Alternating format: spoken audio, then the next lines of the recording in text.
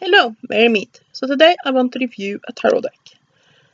And the deck I want to review is Tarot Del Fuego by Ricardo Cavolo. At least I think that is how it will be pronounced. Please forgive me if I'm wrong. And who was it that published this? I am not completely sure. Actually, Furnier published it.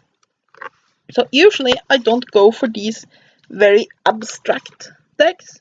I prefer both in regular art and in tarot. I prefer things that are more that are less abstract. But I was really attracted to this deck and especially all the colors of it. And yeah, so let's dig into it, shall we?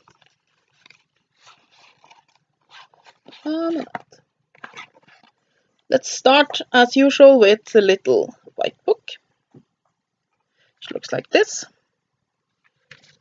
And it's cut extremely badly in that it's basically a fold-out. I hate these that are fold-outs because they're just so difficult to work with. But generally speaking, you have then 5, isn't it? 1, 2. You have Spanish, English, French, Dutch, and Portuguese. So this little booklet contains things in 5 languages. There's not going to be a lot of information there. Basically, you start with, if I can find the English one.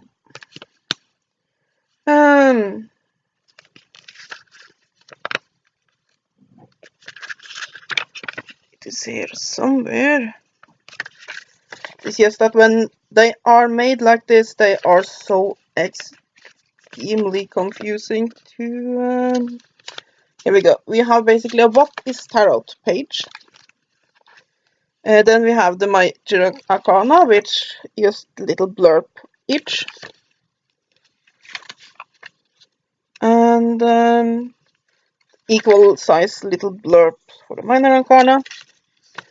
And I think, if I don't remember it wrong, there were a layout in here. Layout.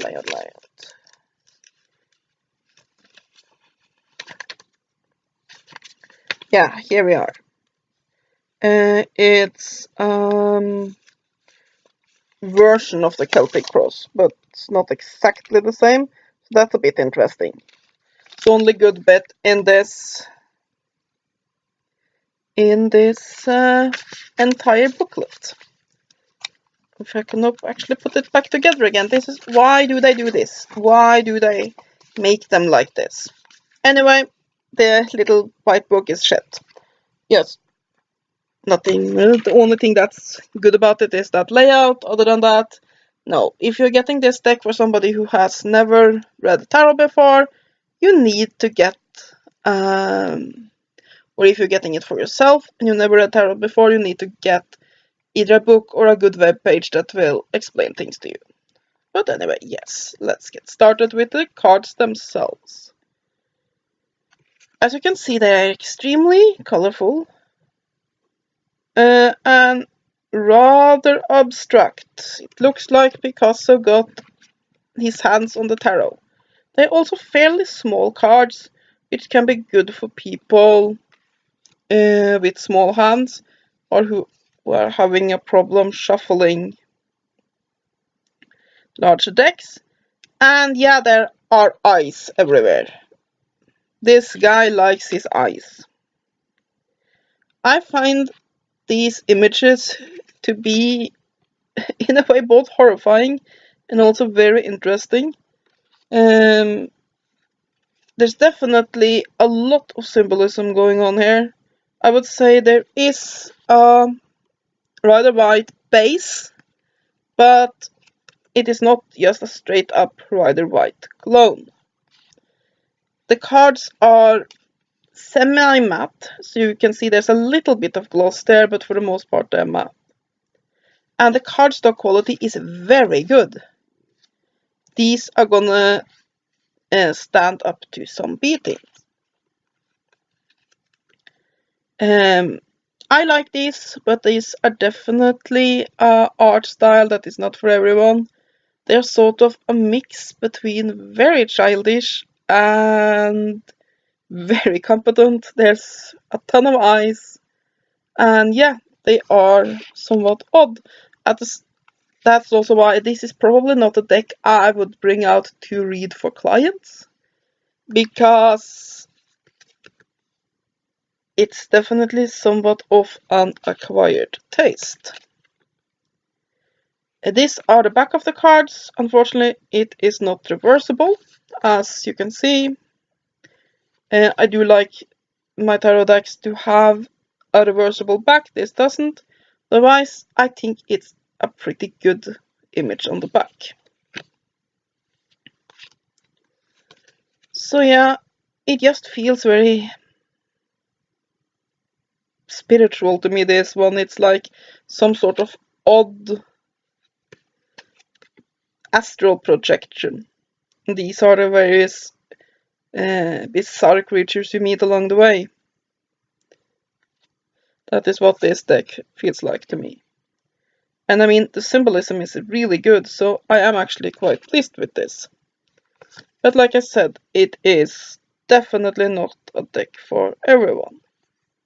And it's really difficult to review this because it's hard to know exactly what to say. You have a lot of the regular red and white imagery that you would expect, and then all the extra imagery that the artist have added. It is definitely good for meditations and divinations. Is it a beautiful deck? No, I wouldn't really say that, but it's interesting. It's visually interesting, and to me the images sort of draw you in. I think it's a nice touch here that the world card you have basically the Fool again. The Fool has completed his journey, so that's a nice touch. Now we're over at the minors, and we're gonna show you every one of those. But as you can see, the minor arcana, this one is a bit of a gruesome one, are fully illustrated, which is nice. Let's see something from something else than coins, shall we? First, let's have some court cards. Perhaps not that one, because it showed some boobs. And of course, decapitated head, perfectly okay. Some nipples might make the video get nuked. But yeah, here are some court cards for the pentacles. And let's just move on to some others. Just get some cups.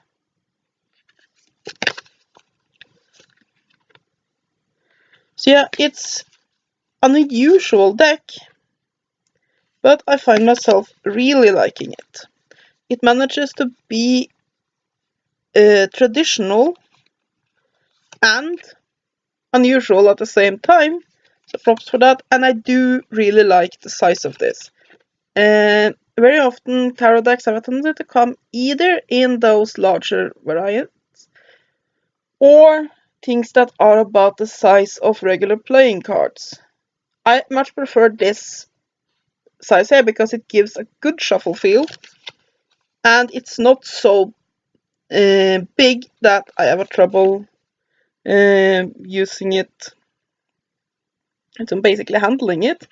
But at the same time, they are a little bit bigger, so you get more of the image.